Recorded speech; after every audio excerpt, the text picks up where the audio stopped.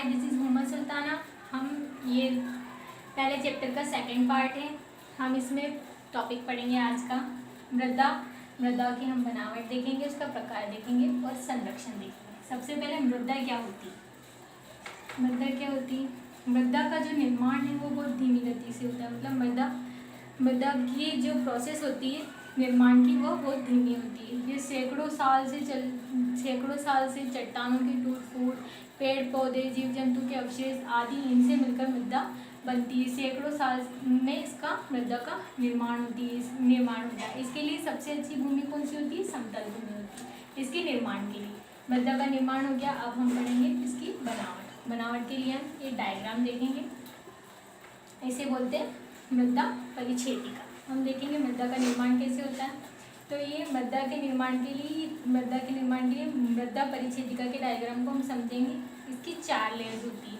First परत, second परत, third परत और ये फोर्थ परत। सबसे पहले जो परत रहती है वो ऊपरी मृदा की होती है। ऊपरी मृदा में क्या होता है? इसे वनस्पतिक मृदा बोलते हैं। इसमें क्या पाया जाता है? ह्यूमस पाया जाता है। ह्यूमस किसे बोलते हैं?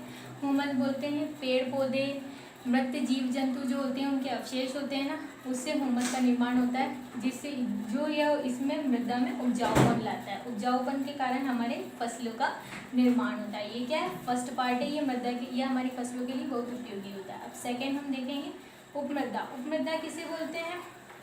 इसमें जैव पदार्थ पाए जाते हैं। जैव पदार्थ कौन कौन से? पोटाश, फास्फोरस, मैग्नीशियम, मैग्नीज, ये सब हमारे लिए ये क्या होते हैं? जैव पदार्थ होते हैं। जैव पदार्थ ये ऐसे पदार्थ होते हैं जो हमारी जो फसलें होती हैं उसके लिए उपयोगी होते हैं। ये सेकेंड लेयर हो गई हमारी।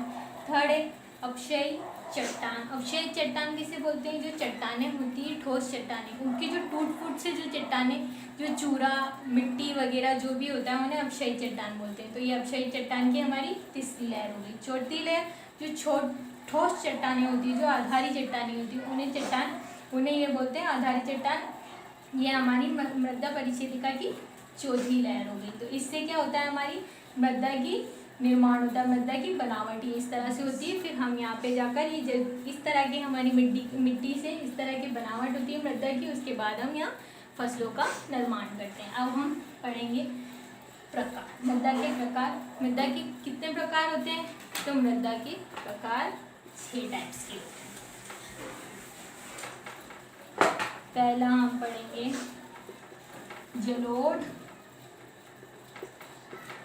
मिट्टी। तो जलोढ़ मिट्टी ये कहाँ पाई जाती है? सबसे पहले जलोढ़ मिट्टी के बारे में हम जानकारी प्राप्त करें। जलोढ़ मिट्टी बहुत ही उपजाऊ मिट्टी होती है। यह फसलों के लिए बहुत ही उपयोगी साबित होती है। ये सबसे ज़रूरी मिट्टी है। ये मृदा जो है ये सबसे उपयोगी मिट्टी कहलाती है। अब ये हमारे पाई जाती है हरियाणा, उत्तर प्रदेश, खंडवा, बिहार, पश्चिमी बंगाल, उधर साइड ये पाई जाती है। इसमें कौन कौन से जैव पदार्थ होते हैं? इसमें होता है पोटाश, चूना, ये बहुत ही उपयोगी होते हैं। ठीक है। अब सेकेंड हम पढ़ेंगे काली मिट्टी।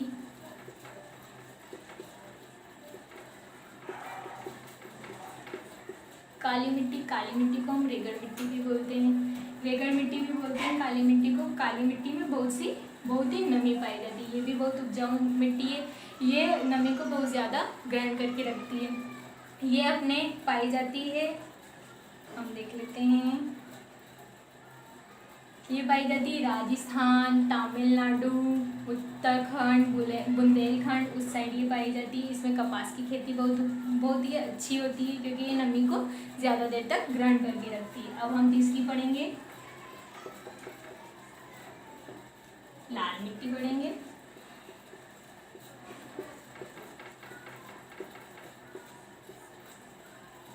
लाल मिट्टी जो होती है इसमें उपजाऊपन बहुत कम होता है। इसमें जो जैविक पदार्थ है वो भी कम पाए जाते हैं, जैसे पोटाश, मैग्नीशियम, फास्फोरस, ये जो है इसकी कमी पाई जाती है। इसमें ये जो मिट्टी होती है इसमें उपजाऊपन बहुत कम होता है।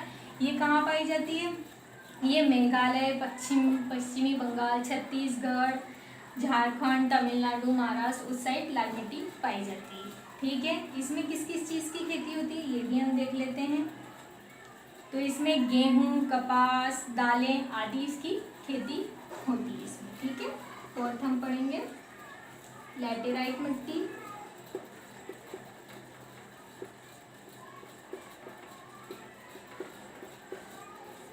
लैटेराइट मिट्टी का निर्माण कैसे होता है? लैटेराइट की जो चट्टानें होती है उसके टूट फूट से लैटेराइट मिट्टी का निर्माण होता है। यह भी कम उपयोगी है। कम उपयोगी ये कहाँ कहाँ पाई जाती है? ये पाई जाती है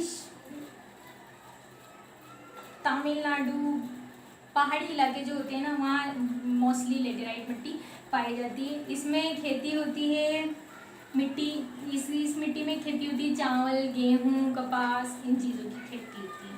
ठीक है, आज का हम पढ़ेंगे मरुस्थली मिट्टी।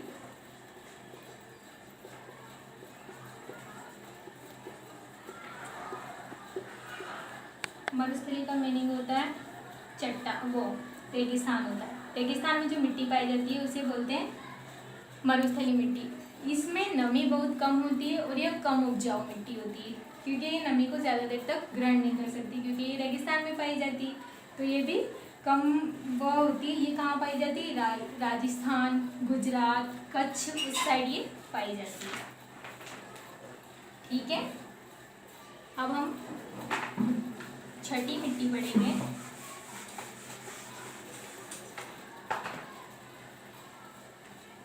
ये 6 पर्वती।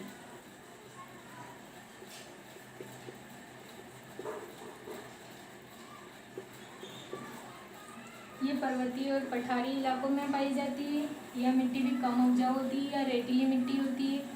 यह कश्मीर, जम्मू उस साइड ये पाई जाती है। ये ढलानों पर पाई जाती है। इसका भी उपयोग खेती के लिए बहुत कम किया जाता है। ये कम उपजाऊ मिट्टी होती है। ये पाई जाती है कांगड़ा घाटी, जम्मू कश्मीर आदि में। इसमें खेती काय की होती है? इसमें मोस्टली चाय की खेती होती है। चाय की खेती के लिए उपयोगी, इसमें उपजाऊपन कम होता है। Thank you.